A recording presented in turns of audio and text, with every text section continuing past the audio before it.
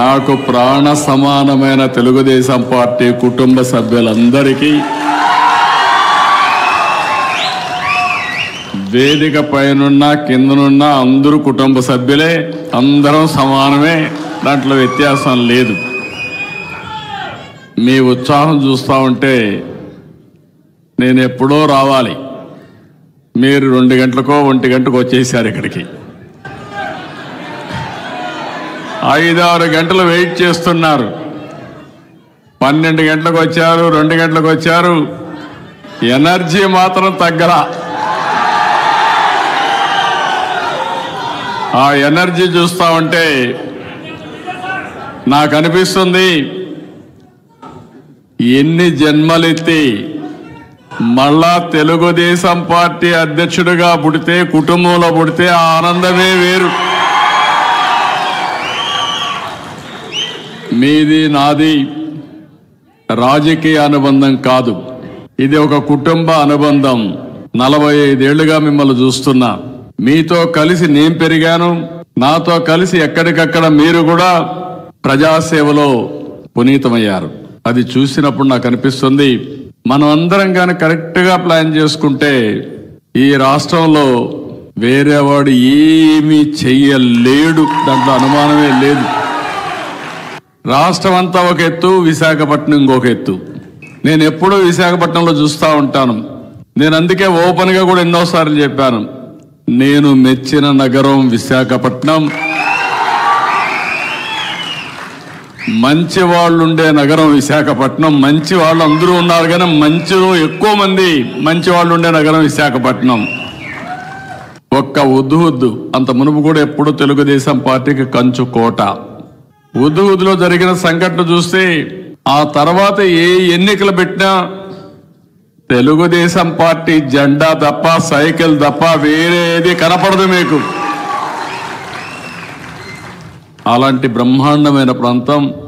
ఈరోజు నేను ఒకటే మిమ్మల్ని కోరుతాను, ఒకసారి అనిపిస్తుంది మన కార్యకర్తలు ఎంత పవర్ఫుల్ అంటే, మీరు రోడ్డు మీదకి వస్తే ఎవ్వడు నిలబడలేడు.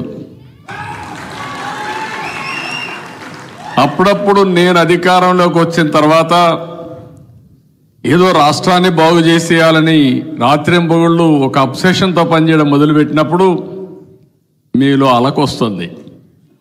అలకు వచ్చినప్పుడు కాడి పడేస్తారు. మీరు ఎక్కడికి పోరు, ఏ జెండా పట్టుకోరు, ఎవరికి ఓటేయరు, కానీ అలగతారు. అలకే ప్రమాదం. అందుకనే ఇప్పుడు నేను ఒకటి అనుకున్నాను, ఇంకా భవిష్యత్తులో మీరు అలిగే పరిస్థితి రాదు, మనం ఓడిపోయే పరిస్థితి కూడా రాదు.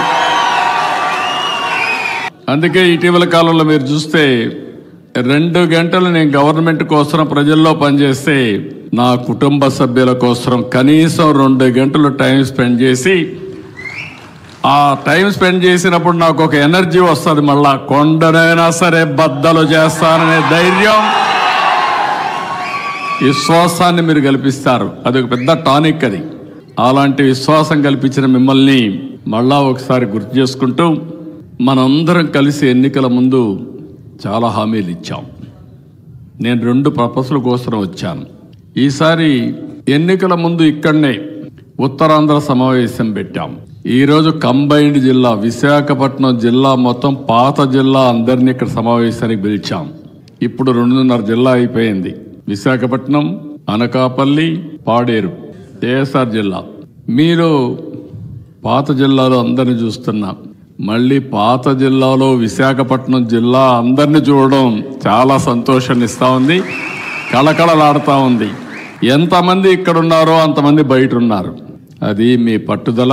షార్ట్ టైం నేను ఒక కలుస్తానంటే, ఇంత ఉత్సాహంగా మీరు వచ్చారంటే దానికి నిజంగానే మీ అందరికీ కుటుంబ పెద్దగా మనస్ఫూర్తిగా ధన్యవాదాలు, అభినందనలు, శుభాభినందనలు. ఎన్నికల ముందు చాలా హామీలు ఇచ్చాం.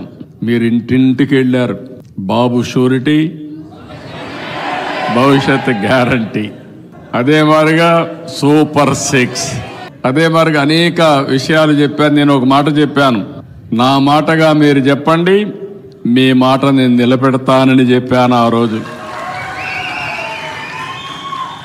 మీరందరూ సైనికులుగా వెళ్ళి ఇంటింటికి పోయి పనిచేశారు. అయితే ఈరోజు పార్టీ కూడా ఆ గౌరవాన్ని నిలబెట్టుకోవాలి. మళ్ళీ రాష్ట్రం మొత్తం గౌరవాన్ని నిలబెట్టుకోవాలంటే ఏ కార్యకర్త అయితే ఆ రోజు ఓటు కోసం పోయినప్పుడు నేను మీకు అండగా ఉంటాను, మా పార్టీ అధ్యక్షుడు చెప్పాడు, నా ద్వారా మీ పనులు చేపిస్తామని మీరు చెప్పారు, మాట ఇచ్చారు.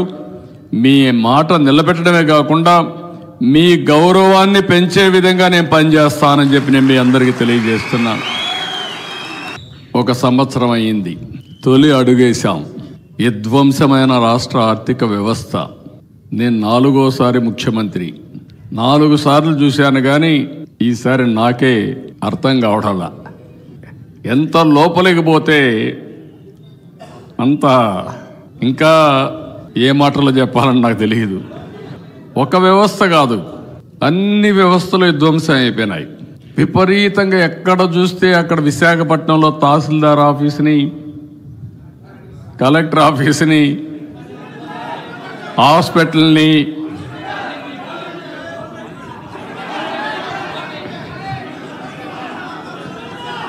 కనపడింది 1 మినిట్ ఐటీఐ కాలేజీని కనపడినట్టే తాకట్టు పెట్టేశారు.